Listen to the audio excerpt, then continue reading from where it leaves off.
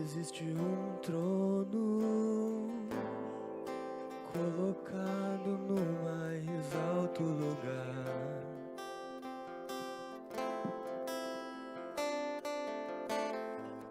rodeado de anjos, onde Deus reina.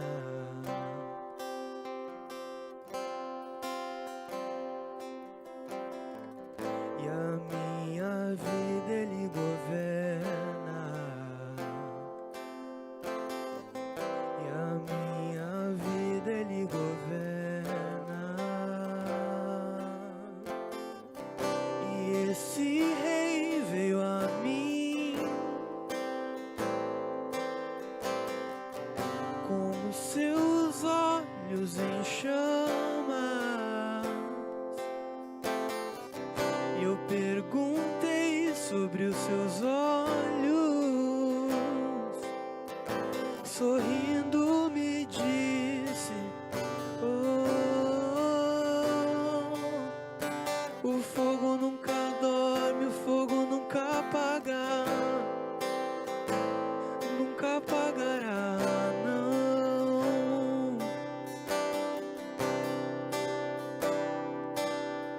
Deus nunca morre, Deus nunca é vencido, nunca é vencido.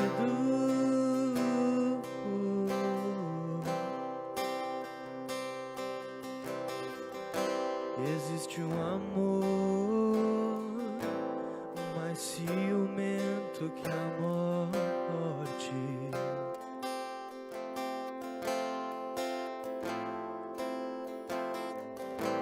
Existe um amor mais ciumento que a morte.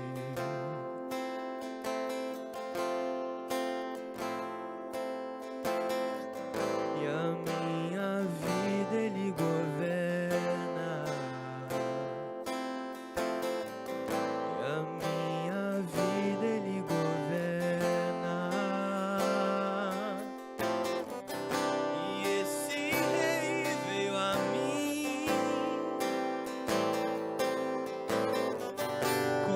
Seus olhos em chamas, e eu perguntei sobre os seus olhos, e ele sorrindo me disse: oh, o fogo nunca dorme, o fogo nunca apaga, nunca apagará, não.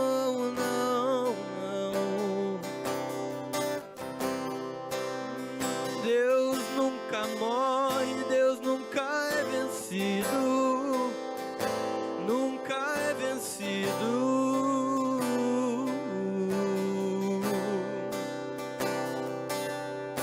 O fogo nunca apaga, o fogo nunca dorme, nunca apaga e nunca apagará, não, não.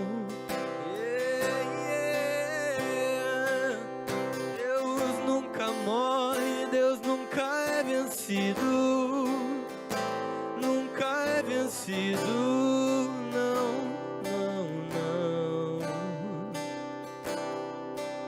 De eternidade em eternidade, de geração em geração, nunca é vencido.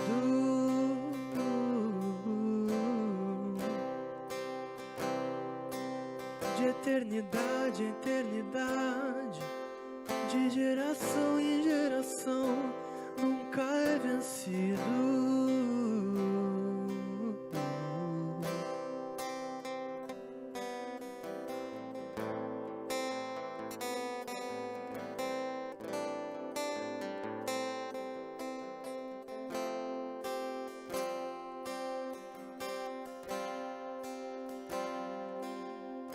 Lembramos de tuas promessas, que se orarmos,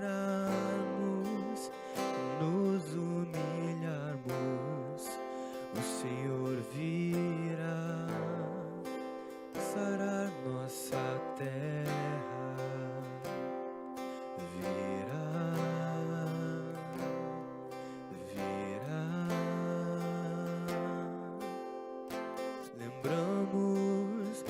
tuas promessas, que se voltarmos e tua face buscarmos, o Senhor virá sarar nossa terra, virá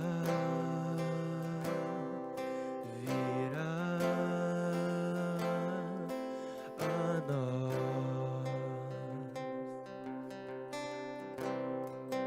Envia avivamento, começa em mim, pois sou de impuros lábios, sou sim.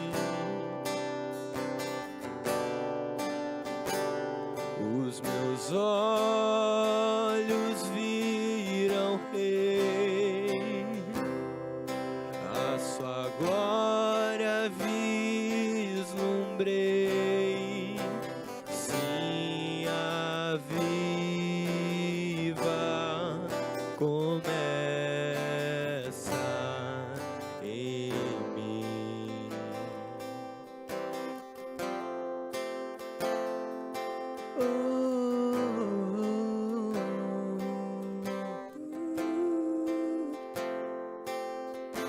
Lembramos de tuas promessas, que se orarmos, nos humilharmos, o Senhor virá sarar nossa terra, virá.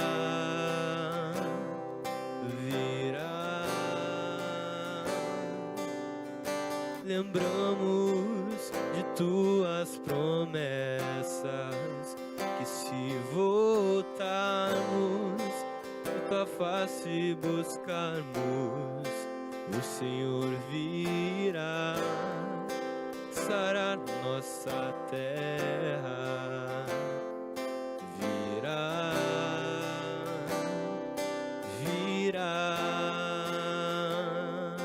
a nós. Envia avivamento, começa em mim, pois sou de impuros lábios, sou sim. Os meus olhos viram Rei, a sua glória vislumbrei, sim, a viva começa em mim, Senhor, sim, a viva começa em mim. Muito boa noite, queridos. Que alegria estarmos aqui novamente em mais uma quarta temática. Vocês perceberam, né? Estive ausente, mas acompanhei as temáticas que aconteceram aqui, muito tremendas, e certamente, assim como eu, você também foi edificado na presença do Senhor. E é uma alegria, fico super feliz mesmo de estar aqui e não estar sozinho, né? Estou hoje com um grande amigo, pastor Paulo Aguiar. Que bênção ter você conosco aqui, meu amigo. Como você está? Tudo Bom na bênção? demais. Feliz demais de estar aqui também com vocês. Um prazer enorme, honrado por estar aqui. Eu tenho certeza que a gente vai ter uma noite maravilhosa. Amém, glória a Deus, aleluia, aleluia. E olha, ainda dá tempo, você pode mandar o linkzinho para os teus amigos, familiares, para as pessoas que você ama, porque certamente, essa ministração vai fazer muita diferença no coração de pessoas que amam e precisam também de Cristo Jesus. E agradeço pela sua presença, agradeço porque você tem acompanhado as nossas temáticas. Olha, vai outra dica aqui, hein? Tem muito material no Icapoa, o nosso canal. Se inscreva lá, vai procurando, né? Você que é um fominha de Deus, você vai encontrar muitos temas. Olha, é muito material mesmo. Vai desde fé, política, fala sobre escatologia. Cada convidado que passou aqui deixou uma marca registrada e certamente algo que mexeu muito aí com a sua vida, em o nome de Jesus. Amém? E essa noite nós vamos estar falando aqui sobre modelos de discípulo, ou modelo de discípulos como Jesus. Que tema maravilhoso, né? Quando a gente fala da referência em Cristo Jesus, a gente sabe que essa é a maior de todas, né? Nós somos cristocêntricos, ou seja, nós temos Jesus Cristo como sendo o centro de todas as coisas, o centro para o nosso exemplo e para a nossa vida. Glória a Deus por isso. E eu quero já não demorar muito, mas quero já passar aqui para o nosso amado pastor Paulo, falar um pouquinho acerca da questão dos discípulos de Cristo, pastor. Muito bom. Sabe que há poucos meses atrás, eu me percebi sendo corrigido pelo Senhor nessa área, sabe?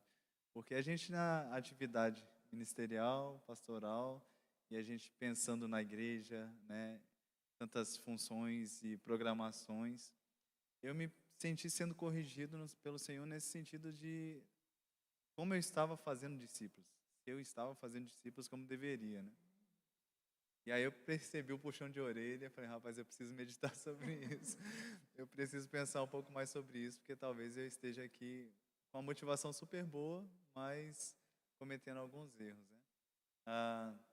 E o Senhor me chamou a atenção realmente para alguns princípios nesse sentido de fazer discípulos. E aí eu comecei pelo começo, entendendo, e algo que foi uma bênção para mim, foi entender essa história de fazer discípulos. Começou, né? Foi ideia dele lá, né? E ele diz para a gente fazer discípulos de todas as nações, batizando-os em nome do Pai, do Filho e do Espírito Santo, ensinando-os, né, a guardar todas as coisas que Jesus havia ensinado, ordenado, né? E aí, uma das coisas que me bateu forte no coração foi que fazer discípulos não foi um papinho fuleiro de Jesus, digamos assim, né? Jesus fala, se você quiser, vai lá e faz um discípulo, né? Se você tiver à toa, Se der tempo. vai lá e vê se dá para fazer uns discípulos. Não, Jesus foi imperativo nisso, né? Ele falou assim, olha, façam discípulos. Até porque a gente pode dizer que ele morreu para que discípulos sejam feitos, né? Morreu e ressuscitou para isso. E aí eu pensando, né, ok, o que os discípulos pensaram quando Jesus disse, façam discípulos, né? Qual era o contexto, qual era a ideia de discipulado na época. E aí eu vi que, no contexto judeu, um menino, né, eles com 6 anos de idade começavam a estudar a Torá, já, né? Eram os 5 primeiros livros da Bíblia, né? E aí, aos 10 anos de idade, eles tinham a Torá praticamente decorada, né? Aí já começava humilhando a gente, né? Porque imagina, com 10 anos de idade, tudo decorado já. A gente está aqui treinando para decorar uns versículos, né, pastor? E esse camarada, pera. E aí, ok. Então, o judeu, né, o menino judeu, ele tinha era essa história da família judia. Hoje em dia, a gente pensa muito, né, nos nossos filhos, profissão e tal. A gente pensa, né, em profissões honrosas, né, famosas, né, médico, advogado, coisas do tipo. Rentáveis. Rentáveis, né? Os pais ficam sonhando com a rentabilidade do filho. Mas na época, a grande honra para um pai judeu era que seu filho se tornasse um talmidim, né? Um discípulo de alguém, de um rabino, né? E aí, esse era o coração de um pai judeu. E aí o menino começava lá, de 6 a 10 anos, aprendendo essas coisas. E aí aqueles que eram os melhores alunos né? Eles eram escolhidos para, é como se fosse uma pós-graduação ali, ou um segundo grau, né? Do discípulo ali, né? Eles iam para ensinar, aprender com rabinos da época. É nesse contexto que a Bíblia diz que Paulo sentou aos pés de Gamaliel, né? Gamaliel foi um rabino de Paulo. E aí os melhores se destacavam e se tornavam discípulos de um rabino, né? E aí os que não se destacavam tanto voltavam para as atividades da família, né? E iam, geralmente seguiam as profissões dos seus pais. E assim era feito. Então é essa a cabeça de um judeu quando aparece Jesus dizendo, ele fala, né, em Mateus, dizendo, olha, eu vim trazer um jugo suave, um fardo leve para vocês, né? E quando Jesus está falando sobre isso lá, ele está falando exatamente sobre o tipo de ensinamento que ele traria para os seus discípulos, né? Ele como rabino. Uma outra coisa que eu pensei, né? Por que os discípulos, já homens grandes, né, jovens adultos ou já adultos, alguns casados, né? Por que esses caras ouviram Jesus dizendo, ei, me segue? E na hora eles largaram tudo e seguiram. Porque é chocante, né? Você imaginar um homem adulto com família, não sei o quê, sigo, vou. Né? É uma coisa...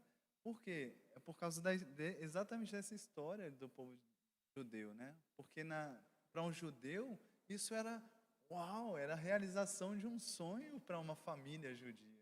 Né? E aí quando aparece Jesus chamando uns caras que não foram necessariamente os melhores alunos da infância, então já tinham de repente até desconsiderado essa possibilidade, né, de ser um discípulo de um rabino. Aí aparece um mestre, Jesus, convidando-os para ser discípulos.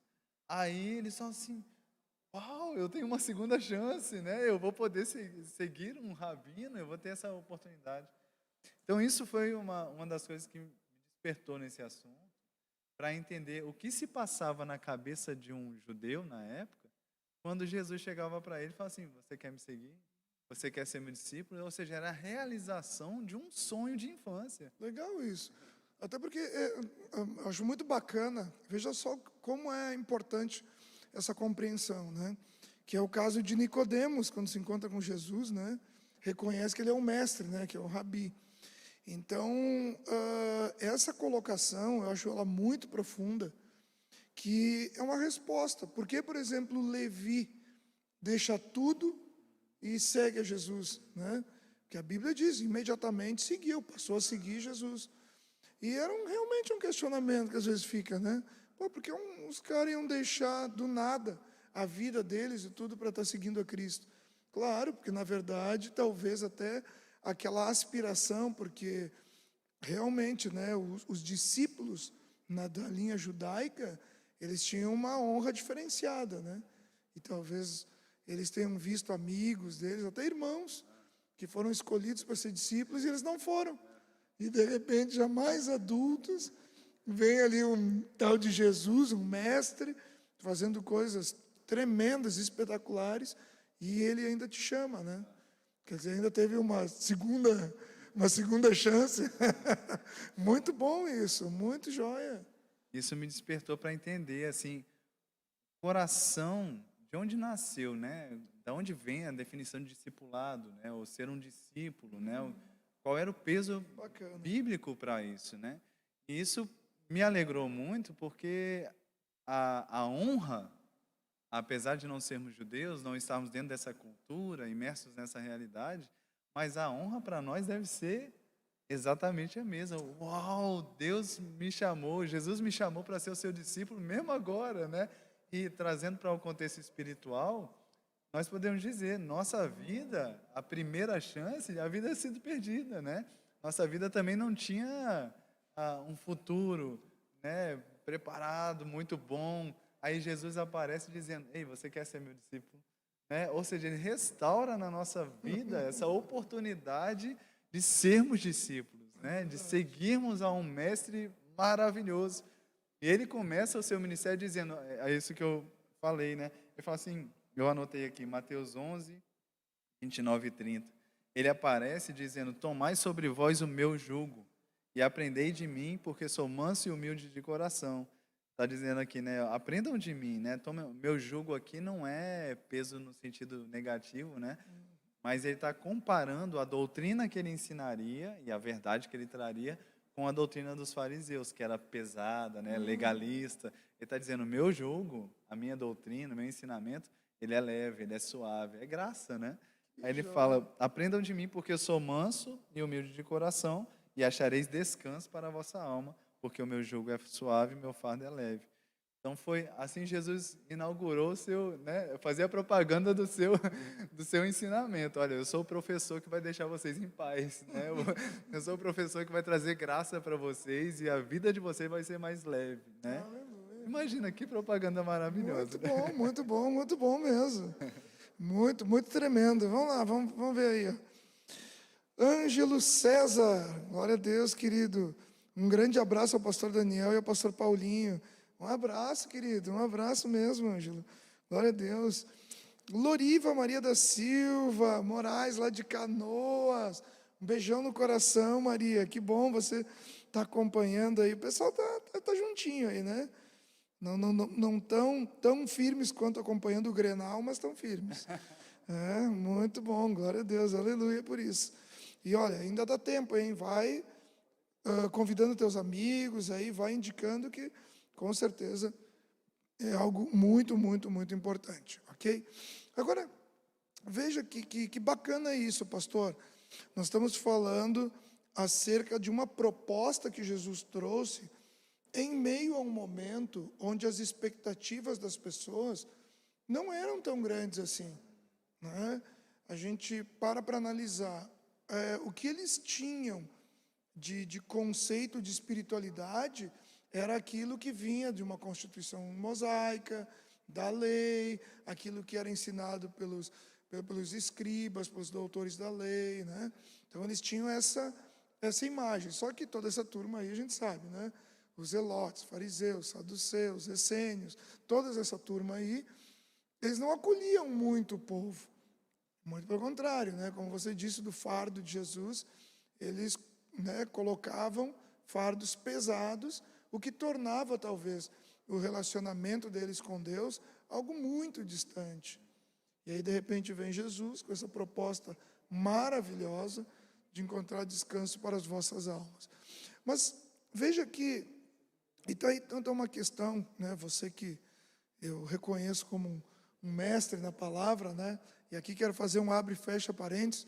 Pastor Paulo Aguiar é pastor do Ministério Verbo da Vida, um ministério que nós temos uma amizade muito grande por meio do nosso líder, o pastor Marcelo Jamal, que, né, tramita muito no Verbo da Vida. E também vale lembrar e fazer uma propaganda, porque eu gosto de falar daquilo que eu conheço, que é o Seminário do Rema, né, que é, olha, sem palavras, né? Eu digo que o Rema hoje no Brasil é uma grande referência, porque, pastor, não fugindo do nosso tema, mas eu acho que é importante o pessoal que está assistindo aqui, que tem gente que vai assistir depois, tem gente que assiste lá dos Estados Unidos, nós temos pessoal dos Estados Unidos, temos pessoal do Rio de Janeiro, de todo o Brasil praticamente, que acompanha. Mas hoje exige bastante cuidado quando o assunto é teologia, né, pastor? E o Rema, graças a Deus, para a honra e glória do Senhor, sempre foi uma marca de uma teologia séria, né, e sem influências, né, que hoje a gente sabe que, infelizmente, tem humanismo, tem hedonismo, tem muita coisa aí envolvida. Então, eu acho que é importantíssimo, né? Eu acho que é bom você falar um pouquinho do Rema para nós aí, né? Obrigado por lembrar dessa. Eu sou suspeito de falar, né? O Rema é um divisor realmente de águas assim na minha história, na minha vida. Eu nasci de novo com 8 anos de idade, cresci né, dentro da igreja, assim, desde que eu me entendi por gente praticamente, né? Mas fui fazer o Rema ali com 24 anos aproximadamente, 23, 24 anos. E a minha vida com Deus assim foi profundamente afetada positivamente depois disso, né? Porque eu me sentia meio Jó mesmo assim, você me conhecia só de ouvir falar, assim, era algo muito distante, sabe, não prático. E o Rema, eu acredito que a diferença que o Rema faz hoje em dia, não só no Brasil, mas nas nações, é a teologia, vamos chamar dessa forma, prática, né? E não é, o Rema não está preocupado em falar bonito, em, sabe, apesar de ser profundo, mas o foco de cada matéria do Rema é fazer com que os alunos consigam praticar aquilo. Não fique uma coisa só na mente, sabe? Uma coisa intelectual, Só informação, né? só informação. E eu acho que isso é a razão do sucesso do Rema. Hoje, jamais, mundialmente, já mais de 50 mil graduados. É um impacto assim mundial, é um negócio fantástico. E a gente é muito grato ao Senhor por poder servir ao Senhor com isso também, né? Trazer para Porto Alegre a oportunidade das pessoas fazerem também a escola. Aleluia. É maravilhoso. Glória a Deus. Pegando o gancho, o Rema, você falou dessa questão que não é apenas informação. Se não é apenas informação, certamente trabalha com caráter, né? E falando nesse ponto, como você vê hoje essa questão do caráter dos discípulos de Cristo? Ah, o chamado de Jesus é muito interessante, né, para os discípulos. Ele chama Jesus para estarem com ele e para os enviar a pregar, né? Então, o primeiro passo do discipulado é chamar para perto, né? Para revelar a transformação de vida impossível. Se você quer conhecer o caráter de uma pessoa, você tem que estar perto dela, né? Longe você consegue até disfarçar alguma coisa, né? Mas basta perguntar, quer conhecer nosso caráter? Pergunta para nossa esposa, né? Para nossos filhos, né? O Ali é privado, revelado. no secreto que aparece, né? E não é interessante o chamado de Jesus? Né? O chamado de Jesus não foi apenas ouçam as minhas pregações. O chamado de Jesus foi estejam comigo, andem comigo. E aí foi onde eu recebi o puxão de orelha maior, aquele que eu falei no início, sabe? Porque a gente é muito zeloso pela palavra, a gente se dedica muito pelos eventos, os cultos da igreja, né? A gente como pastor é uma função para os cultos acontecerem, todas essas coisas, a preparação antes, a palavra. E eu entendi Deus puxando minha orelha no sentido de que não é suficiente. O púlpito não é tudo no discipulado, né? E eu entendi que eu estava fazendo apenas uma coisa. O púlpito é fundamental, não estou dizendo que não seja, é fundamental, é muito importante para a vida da igreja, para a visão, né, da igreja local, isso é muito importante. Mas ele não substitui o discipulado próximo, né? Estar com algumas pessoas. Então, isso foi uma das coisas que eu me percebi sendo corrigido por Deus. O discipulado, ele tem que estar próximo, andar junto, almoçar junto, botar alguém dentro da sua casa, você ir dentro da casa da pessoa. Isso, claro, quando a gente fala sobre isso, a gente resume muito, né, a quantidade de pessoas que a gente vai viver essa intensidade. Aí uma coisa que Deus falou comigo, rapaz, se Jesus que era Jesus, lidou com 12, por que você está achando que vai lidar com 200? Eu acho que você está se achando um pouco demais, né? E eu parei para, rapaz, não é mesmo, né? Jesus que era Jesus, né, chamou para perto de si 12, e a gente sabe que tinha 3 ali que pareciam, né, que era mais perto ainda. E a gente, às vezes, como pastor, está achando que vai conseguir lidar com um monte, né, de gente. Não vai. Não vai ter a qualidade do discipulado que deve acontecer. Então, o caráter do discípulo, ele vai ser forjado nesse processo da intimidade, né? Nesse processo que a gente conhece de verdade, não é aquela coisa só distante. Na igreja, né, todo mundo se comporta adequadamente, né, fala adequadamente.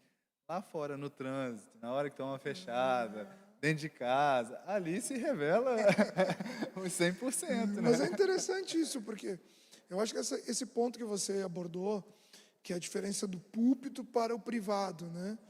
Isso aí é algo fundamental. Entender e compreender isso. Por quê? Porque o púlpito, queira ou não, ele está ligado à performance. né? Como você falou, você puxou uma questão que eu acho muito bacana, essa franqueza que nós temos aqui como pastores também, de abrir a questão dos bastidores, né? A gente, geralmente, até eu brinquei esses tempos atrás com o pessoal, eu disse assim, puxa, que saudade da época que eu era só obreiro, né? Eu podia chegar na hora do culto e terminar o culto e ir embora. Porque, na verdade, as pessoas não pensam, né, que para acontecer o culto, né, o pastor já está um bom tempo antes e ainda fica um bom tempo depois administrando. Mas o púlpito, ele é importante, mas o púlpito é uma performance pública, né? E geralmente as pessoas se frustram porque elas compram essa performance pública, né?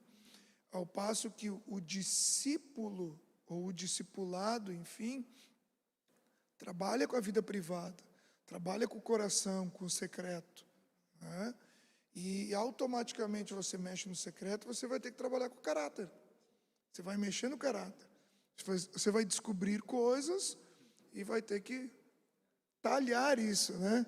Porque geralmente o ser humano vende o seu sucesso, não vende o seu fracasso. Então eu acho que Jesus, ele mostrou bem isso mesmo, né? Jesus conseguiu alcançar o secreto dos seus discípulos e trabalhar isso neles, né? Você não vê Jesus ensinando eles a pregar, você vê Jesus ensinando eles a missão e o propósito, né? E isso aí eu acho que é fundamental hoje, né? Essa formação dos discípulos. E essa tua experiência, eu passei por isso também. A gente quer ser melhor do que Jesus, né? Vamos discipular 200. Muito mais fácil seria 12, né? É verdade. A gente está aprendendo também, né? É importante as pessoas entenderem isso, né? Que a gente continua crescendo. E assim, ó, olha que interessante, coisas também que Deus foi ministrando ao meu coração, né?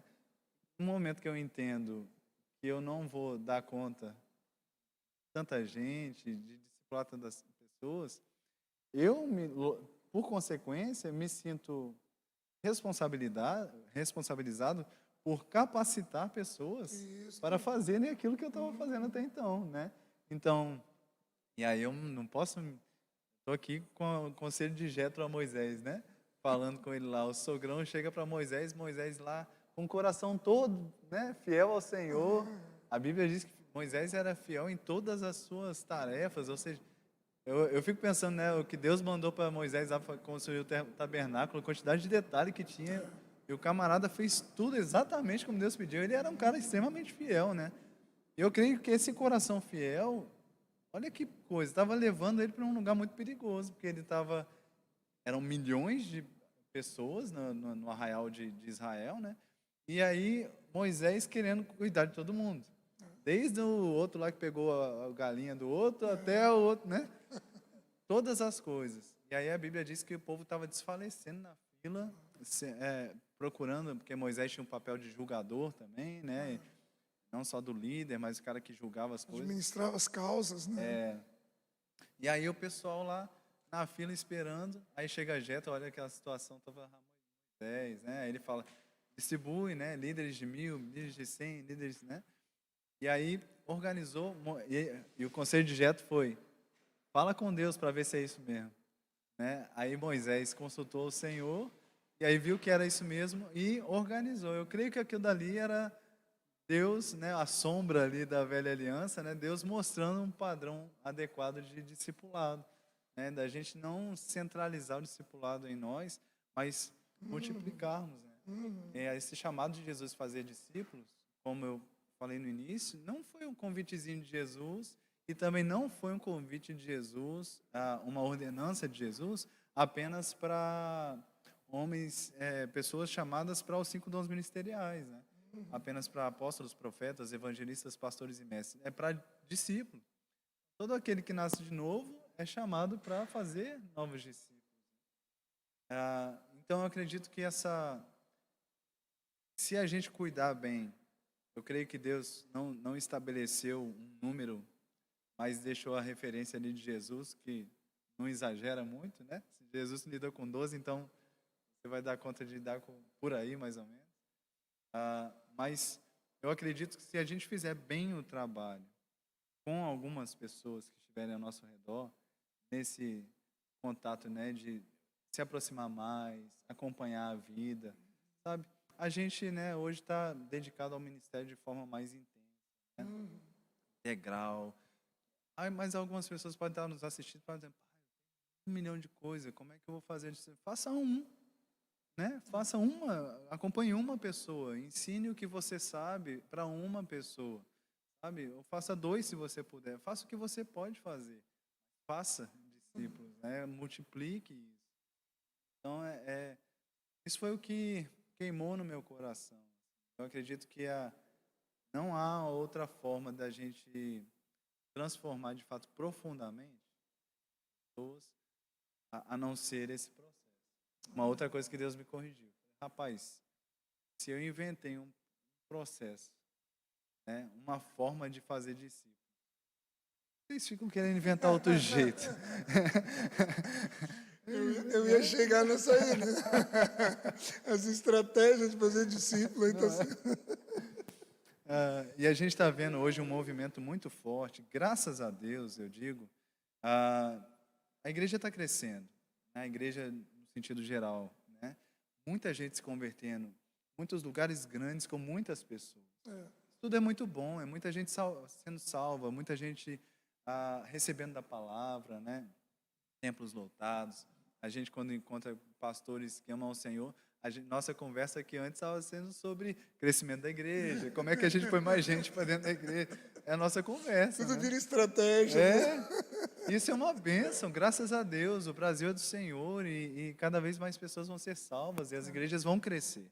Todas elas, nós cremos assim. Mas, por outro lado, a gente precisa mesmo dessa cuidado, né, no sentido de apacentar as pessoas e discipular as pessoas, acompanhar as vidas, amadurecer as pessoas. É o que diz Efésios 4, né? Jesus enviou lá, concedeu, né? Os apóstolos, profetas, evangelistas, pastores e mestres, com vistas ao aperfeiçoamento dos santos, né? Ao crescimento espiritual das pessoas. Muito bom, muito bom. Baita abordagem. Valdenir Silva. E aí, Val? Glória a Deus, muito bom, né? Você que é apaixonado pela palavra de Deus, aí é bênção mesmo, hein? Glória a Jesus, aleluia. Leandrão Almeida, o Leandro lá de São Paulo, queridão. Um abração aí, tive com ele há pouco tempo, muito jóia. Muito bom mesmo, muito jóia. Pastor Paulo, você estava falando acerca dessa questão em relação à formação também dos discípulos, né? E isso me faz lembrar, quando eu estudava grego, ficou marcado para mim os 3 verbos mais importantes do ministério de Jesus, que era o querisso, o terapeu e o didasco, né? Querisso, que era o proclamar, o anunciar, o terapeu, que era o curar, e o didasco, que era ensinar.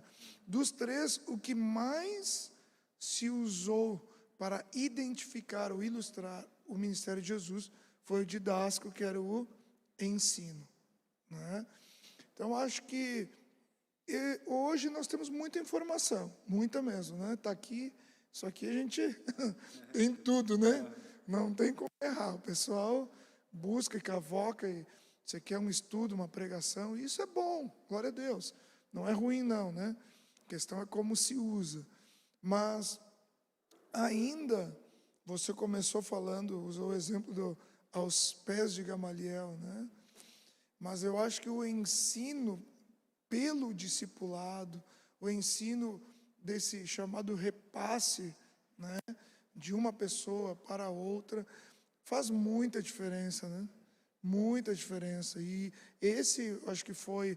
essa foi a grande característica, né, do ministério de Jesus, da missão de Jesus, né? Eu lembro de um vídeo que rolou muito tempo acerca do exemplo de liderança de Jesus, né, que era na formação de pessoas por meio do seu exemplo e do seu ensino. Então, acho que os discípulos de Jesus devem amar o aprendizado, né? É verdade. Amar Jesus, amar a Bíblia, amar o Espírito Santo, né? fazer discípulos é fazer com que ajudar pessoas a se parecerem mais com Jesus, né? É importante a gente lembrar que a gente faz discípulos de Jesus, né? Então é ajudar pessoas a se parecerem mais com Ele, né? Copiá-lo, imitá-lo, né? É o que Paulo diz, né? Sejam meus imitadores, como eu sou de Cristo, né? Então é ter Jesus como referência para tudo na vida. E não há como a gente fazer isso senão pelo ensino, né? Pelo aprendizado das Escrituras, né? Aprender Jesus, aprender a vida de Jesus, o caráter de Jesus, o que Jesus faria, né? O que ele falaria, o que ele não falaria, né? Como ele se comportaria. Ele é referência para a nossa vida. E tinha um ditado ah, judeu na época daquela época histórica ali dos discípulos, que era que o discípulo deve ter os seus pés cobertos pela poeira do seu rabino. Ou seja, o que queria dizer com isso? Na época era estradas de terra, né? Então os discípulos eles deveriam andar tão próximos do seu rabino que as poeiras que levantavam dos pés deles subissem aos pés dos seus discípulos. Uau, muito bom. Então o coração desse ditado, né? Era, rapaz, você tem que andar muito perto do seu discipulador, né? Da pessoa que vai te ensinar as coisas e abrir os seus olhos para as escrituras. O ensino é o caminho para isso, né? E essa ideia de Deus foi fazer isso através da igreja, né? A igreja é o corpo de Cristo e a ideia que a gente brincou agora há pouco, né? Rapaz, a gente fica pensando em um monte de ideia, Deus já deu as ideias, só a gente obedeceu o que ele já falou, né? E a ideia de Deus foi essa, através do corpo de Cristo, é que pessoas fossem aperfeiçoadas, né? Como eu citei, Efésios 4, e dá os dons ministeriais, os 5 ministérios ali, para aperfeiçoamento do corpo de Cristo, para o desempenho do seu serviço, para a edificação do corpo de Cristo, né?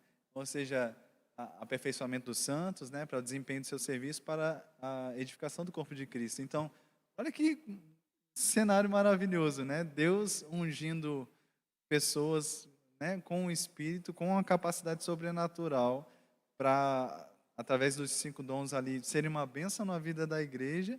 A igreja é aperfeiçoada, essa palavra aperfeiçoada é fantástica.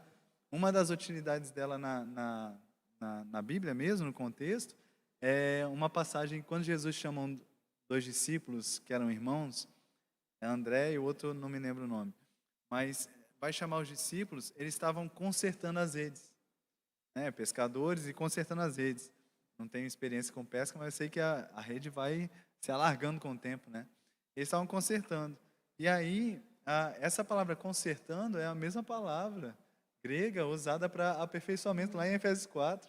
Então, o sentido do aperfeiçoamento dos santos é esse ajuste dos nós, sabe? E eu gosto de falar isso quando eu estou ensinando sobre isso, no sentido de que o que Deus faz na nossa vida através dos 5 dons ministeriais é ajustar nós para restaurar o nosso potencial, né? Como uma rede, se ela ficar muito aberta, ela perde o potencial e ela começa a perder peixes grandes, né? E aí, se ela é apertada, ajustada, ela é restaurada ao seu potencial original e ela vai produzir os resultados esperados pelo seu dono, né? E da mesma forma, os dons ministeriais, agindo no corpo de Cristo, restaura esses nós e restaura o nosso potencial, pensado por Deus, sonhado por Deus para a nossa vida, né? E esse aperfeiçoamento do corpo de Cristo, né, dos santos, da igreja, vai fazer com que a igreja desempenhe o seu serviço, seu chamado, sua vocação. E aí a consequência disso está em Efésios 4:12, que a igreja vai ser edificada, né? Ou seja, ela cresce em qualidade, em quantidade, ela se expande, né? Cumpre o seu propósito. Então, tudo pelo ensino da palavra. Muito bom. Já tem bastante trabalho aí, hein? Até Jesus Só voltar. aí já tem bastante trabalho mesmo. Sabe uma outra coisa que eu lembrei, pastor? Pois não, pastor. Quando você estava falando ali do ensino, eu lembrei daquela passagem que Jesus está na cidade dele. E aí a Bíblia diz que ele não pôde operar nenhum milagre, senão curar alguns poucos enfermos pela imposição de mãos, né? Aí o versículo seguinte, se eu não me engano, é Marcos 6, posso estar errado. Mas o versículo seguinte ali, quando diz isso, aí fala que foi por causa da incredulidade do povo, que ele não pôde operar sinais. Aí o que que diz no seguinte? Fala que ele passou então a ensinar. Olha que coisa poderosa, né? Jesus identificou a incredulidade, o que que ele fez? Foi ensinar, Exato. né? Fortalecer fé, vem pelo ouvir, né? E ouvir a palavra rema. É, mano, A é palavra verdade. rema, É né? verdade. É da mesma sorte quando houve o milagre dos peixes, né? Onde eles haviam trabalhado a noite toda, não pescaram, né? E sobre a palavra, mas que palavras lançaram? A palavra que Jesus já havia ensinado antes, né? Verdade. O ensino é fundamental verdade. mesmo. Muito, muito, muito tremendo, né? Glória a Deus, aleluia. Pessoal de Gravataí, não posso esquecer de vocês aqui, ó. Irmã Erenilda, glória a Jesus, aleluia. Marilene Rigo, um beijão no coração, sempre aí conosco, acompanhando. Que bênção mesmo, né? Cristiane Aguiar, boa noite. Encantada com esse tema e com essa live, top demais. Obrigado, Cris. Muito bom ter você. Andradina Centeno, a minha mãe lá de São Leopoldo aí, o pastor. Paz, amados pastores e irmãos. Sempre nas quartas-feiras tem sido uma benção. A gente aprende mais da Bíblia com estes assuntos, né? Não tem como não aprender. E é muito bom falar da Bíblia. Eu sou suspeito de estar do lado aqui do pastor, que ama a palavra de Deus, né? Que ama aprender e buscar mais e mais, então fica muito mais tranquilo, ok? Mas, antes de nós caminhar para o final, eu quero puxar a questão da importância que é a igreja hoje na formação de pessoas, tá? Eu sempre procuro olhar o lado positivo das coisas antes de olhar as questões opostas, porque senão a tendência é a balança pesar para o lado contrário e a gente ser injusto. Mas hoje eu vejo assim que, por mais desafiador que seja, nós temos também inúmeras igrejas. Eu acredito que a maioria das igrejas, elas são mais bíblicas possíveis, né? A prova é o Ministério Verbo da Vida, que está espalhado em todo o Brasil e no mundo, e que está difundindo o ensino da palavra de Deus. E nós temos também vários outros ministérios que, da mesma forma, né, inclusive o próprio nosso ministério, a Comunhão Ágape, nós temos o Centro de Treinamento Ministerial Ágape, que está esse ensino. Mas eu acho que na formação de pessoas hoje, pastor, o ensino da palavra tem sido realmente algo muito, muito, muito usado, tá? Porém, eu vou fazer uma consideração e dou total liberdade para você me corrigir se necessário for. Eu lembro da minha infância, eu sempre brinco que eu não gosto de falar nome de igreja, mas eu fui criado numa igreja que começa com Bá e termina com Tista. Eu também. Você também? Sim. Olha aí. Então, você falou dos púlpitos. A pregação da palavra de Deus era ensino mesmo. Era ensino, né? Então, hoje, a gente percebe que a pregação nos púlpitos está um pouquinho diferente, né? Não, lógico que tem sido pregado e tem alcançado pessoas, tem mudado vidas, transformado corações. Glória a Deus por isso. Mas eu acho que o ensino tem se tornado como eu vou dizer, um ministério dentro dos próprios ministérios, né? A parte de ensino. E tem formado pessoas, tem levado pessoas a se tornarem cada vez mais parecidas com Jesus, que esse é o foco, né? A palavra cristão vem do Christos, do grego, são pequenos cristos. Mas eu acho que a formação das pessoas hoje, né, ela deve ser basicamente em cima da plataforma de ensino. Eu acredito nisso, né? Não sei como você veria isso. Eu creio nisso. E lembrando, né, daquilo que a gente começou falando hoje, olha o background cultural, né, desses judeus chamados discípulos inicialmente, né? o que que era um discípulo na cabeça de um bíblica, né?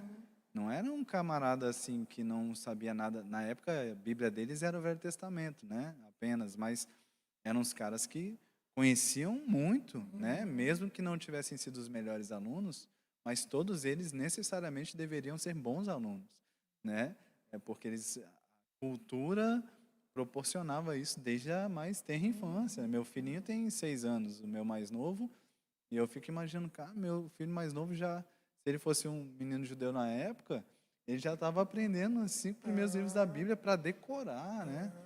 O problema deles foi que eles decoraram aqui, mas não subiu para cá, né? A gente também não pode generalizar, Parece o mas texto de Isaías, né? Aprenderam de forma maquinada, mas né, o coração está distante, né? isso.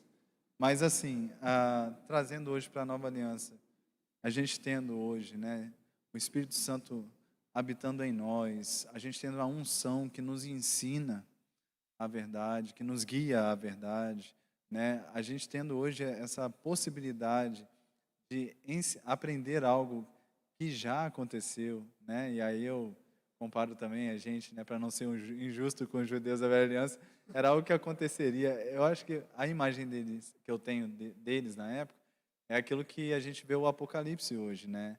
Ou o fim dos tempos hoje, né? É o que a gente olha lá para frente, a gente imagina como pode ser, né? É desafiador saber o que vai acontecer realmente. Então eles olhavam, o Cristo vai vir, tem a promessa. Como será, né? A gente tem esse benefício. Ele já veio, claro que a gente crê nisso, né? Mas ele já veio, já está escrito, a gente tem a palavra, né? E é na palavra que a gente vai ter luz para o entendimento. É pela palavra. Se a gente sair da palavra, se a gente confiar em qualquer coisa fora da palavra, a gente pode acreditar em qualquer coisa, né? Então a palavra é segurança para nós, né? A palavra ela vai dar a interpretação e outra coisa, a gente não ficar apenas dependente de pessoas para a compreensão da palavra, né?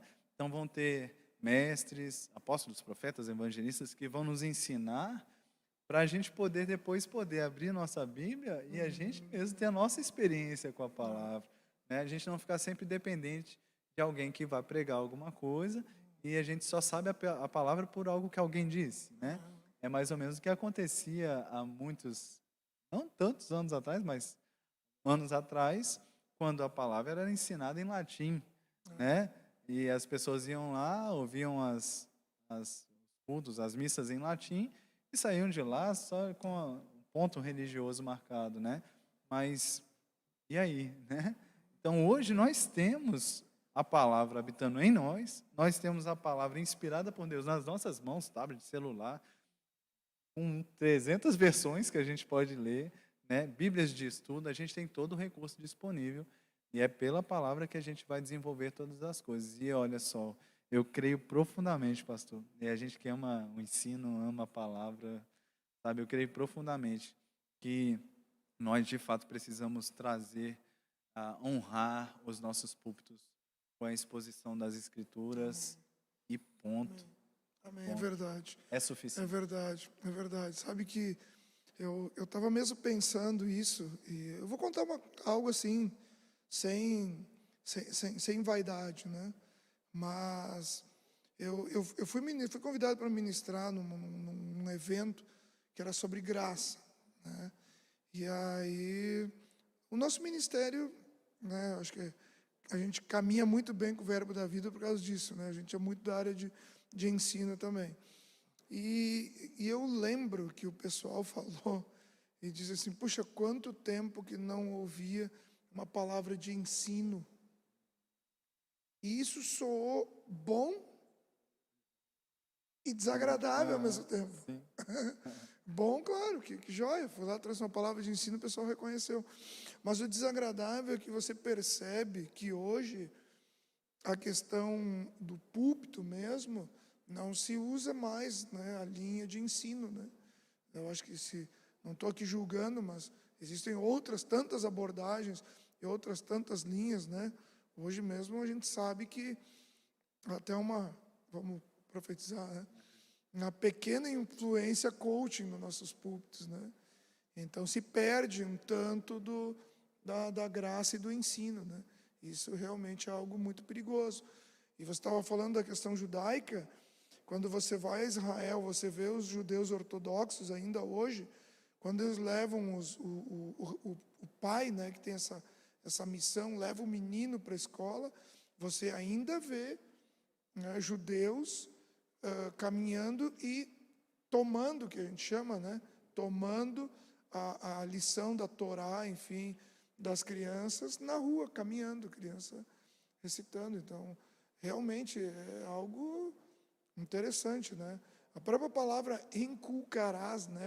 Outros dizem inculcarás, a tradução ilustrada é como se fosse abrir o tampão da cabeça e colocar ali, né, o pequeno rolo que chama, e fechar para que fique guardado no entendimento, né? Que é outra palavra que se usa muito. Mas, pastor, tremendo. Vou ter que falar aquilo que eu sempre falo, né, irmãos? Você tem que vir de novo. Opa, bom demais. Passa muito rápido, É passou o verdade. tempo muito rápido Papo rápido aí. bom. Já está nosso horário explodindo. E olha, irmãos, falar da Bíblia é bom demais, vai passando e a gente não para de falar. É muito, muito, muito, muito gostoso. É muito bom. Pastor, eu quero mais uma vez louvar a Deus pela sua vida e agradecer também pelas pessoas que têm nos acompanhado. Olha, você é uma bênção para nós, né? Não só nós queremos abençoar a sua vida, mas vocês também são uma bênção para nós. Eu quero louvar a Deus também pelas sementes que vocês têm dispensado aqui para o nosso ministério, nessas temáticas, né, nas reuniões. Muito obrigado. E se você deseja contribuir, você que tem um coração generoso, né, faça isso com alegria, porque certamente Deus ama quem faz com alegria. Tem os dados ali para você fazer a sua contribuição. Você pode fazer pelo QR Code, basta você acionar a câmera do seu celular e aproximar da tela, já vai dar ali os nossos dados. E, se não, você pode também fazer pela chave Pix, que é o nosso CNPJ, ou tem também a forma de fazer por transferência bancária, que tem os dados da nossa conta bancária aí na telinha do seu celular ou no seu televisor, enfim, da maneira em que você está nos acompanhando, ok? Mas, lembre-se, né? Faça isso com o coração aberto, porque é assim que Deus ama, tá bom?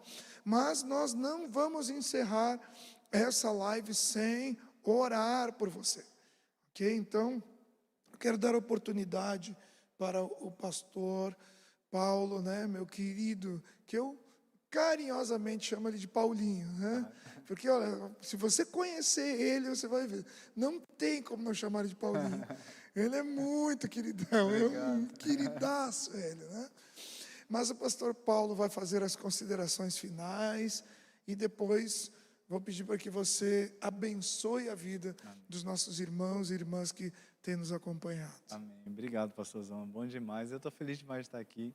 E eu tenho certeza que a gente está motivando as pessoas a amar o Senhor, a palavra, fazer discípulos, avançar no Senhor. Eu quero liberar só algo que ficou no meu coração nesse nosso último papo, foi em relação ao poder da palavra, né? Irmãos, a gente não precisa de nada além da palavra. A palavra é tudo. Eu lembrei de Jesus falando para os discípulos, as palavras que eu vos tenho dito são espírito e vida. Meu Deus do céu, é o que a gente precisa, irmãos, a graça, a poder, a solução na palavra, a vida na palavra. Quando nós expomos o nosso coração para a palavra, não só para receber, mas para liberar a palavra também, nós estamos podendo usufruir do poder que existe nela. Então, não fica só de barriga cheia, recebendo a palavra, né? Libere a palavra, porque quando nós liberamos a palavra, nós somos os primeiros a usufruir do poder dela. A gente está aqui cheio de espírito, irmãos. A gente poderia fazer um culto bem pentecostal agora. Ambiente e vontade não falta. Favorável, né?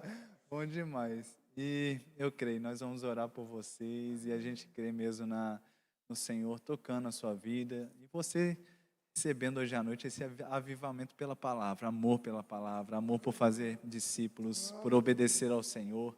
Tirar as desculpas fora, não tenho tempo, não sei o que, tira a desculpa e obedece ao Senhor, que é melhor. Em nome de Jesus. Pai, obrigado por esse tempo tão precioso. Obrigado, Pai, por esse ministério, pela vida do pastor Daniel, Pai. Obrigado por aquilo que tem sido liberado nessas lives, Pai, nessas ministrações. Eu sei, Pai, que isso aqui não é apenas um programa qualquer, uma live qualquer, é vida sendo transmitida, é poder sendo transmitido, Pai. E em nome de Jesus, eu oro para que a Tua palavra, o Teu Espírito, Pai, possam alcançar agora cada necessidade, cada coração, cada vida agora, Pai, através dessa live, em nome de Jesus. O Senhor conhece cada necessidade, o clamor de cada coração. O Senhor conhece, Pai, o que passa na mente e no coração de cada um que nos assiste hoje à noite. E minha oração, Pai, é para que eles vejam a vida na palavra, que eles reconheçam e recebam a vida e a graça que existem na palavra do Senhor, Pai. E nessa hora eles recebam aquilo que precisam da sua parte, Pai. Aqueles que estão enfermos, que sejam curados em nome de Jesus. Aqueles que estão oprimidos, que sejam libertos em nome de Jesus. Se existe alguém, Pai, que ainda não conhece o Senhor, não confessa Jesus como Senhor, nós declaramos salvação em nome de Jesus, um coração aberto, e essa pessoa se rendendo ao nome de Jesus, em nome de Jesus, Pai. Nós oramos, Pai, para que haja shalom, que haja paz, que haja completude na vida de cada um que nos assiste, Pai. E em nome de Jesus, oramos também para que esse coração apaixonado pelo Senhor, afogueado pelo Senhor, Pai, desejando obedecer ao Senhor, possa capturar o coração de cada um que nos assiste. Prontos, Pai, para obedecer, prontos para fazer discípulos, para ensinar aquilo que já aprenderam até aqui, Pai. Em nome de Jesus, dedicar tempo, dedicar coração, dedicar sua vida para abençoar pessoas, para treinar pessoas, para levantar pessoas, Pai. Em nome de Jesus, nós te damos graças, Pai, pela Tua palavra, operando poderosamente na vida de cada um, em nome de Jesus. Amém. Amém. Obrigado, pastor. Valeu, pastorzão. Tamo junto, bênção pura. Deus abençoe a sua vida, em o nome do Senhor Jesus.